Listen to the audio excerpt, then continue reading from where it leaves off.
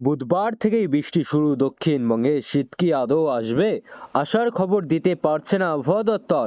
ভোরের দিকে হালকা শীতের আমেজ থাকলেও বেলা বাড়তে তা উধাও। আবহাওয়া দপ্তর বলছে দক্ষিণবঙ্গে এখনও শীত নয়, কারণ একের পর এক নিম্নচাপ আর ঘূর্ণিবর্ত, যার জেরে এখনও বিশেষ কিছুটা সময়ের অপেক্ষা করতে হবে পুরোপুরি শীতের ফিল পেতে। এরই মধ্যে দক্ষিণবঙ্গের জেলাগুলিতে ফের একবার নামবে বৃষ্টি। কোন কোন জেলায় ভারী বৃষ্টি, বিস্তারিত জানতে অবশ্যই ভিডিওটি সম্পূর্ণ দেখবেন।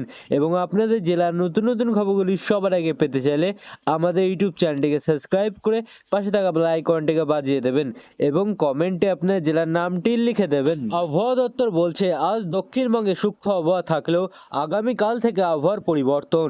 বঙ্গোপসাগরের উপর ফের তৈরি হচ্ছে নিম্নচাপ অঞ্চল, রয়েছে ঘূর্ণিবর্ত।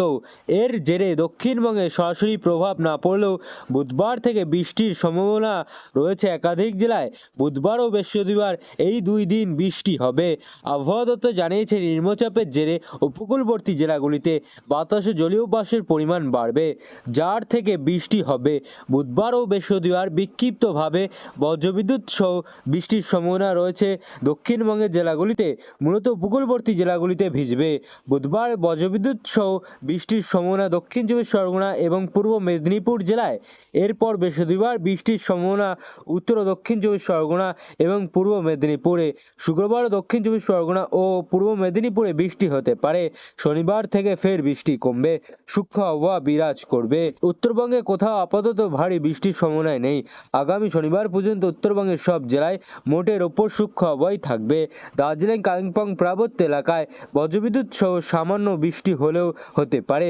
বাকি জেলাগুলিতে পরিষ্কার আকাশ, সূক্ষ্ম আবহাওয়াই থাকবে। নভেম্বরের শুরুতেই কমলো তাপমাত্রা। আজ থেকে পরিষ্কার আকাশ, কোথাও আংশিক মেঘলা। কলকাতার সর্বনিম্ন তাপমাত্রা কমলো।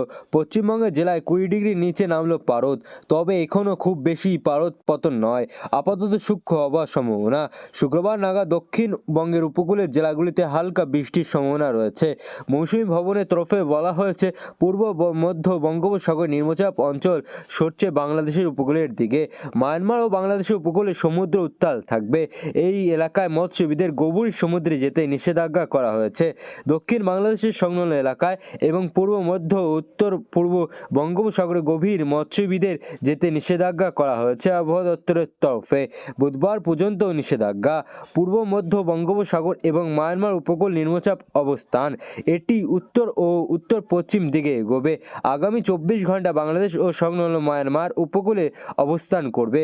উত্তর পূর্ব আরব সাগরে নিম্নচাপ শক্তি হারিয়ে ঘূর্ণিবর্তে পরিণত হবে।